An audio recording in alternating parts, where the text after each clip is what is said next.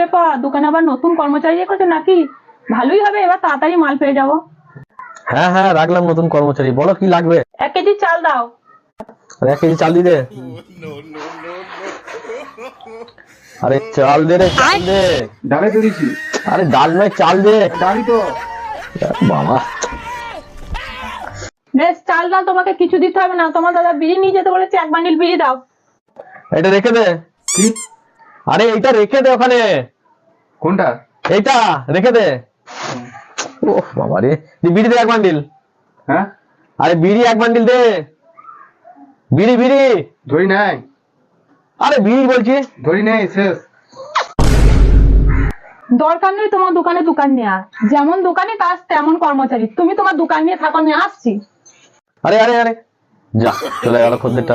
দেখলি তোর জন্য খদ্দেরটা চলে গেল।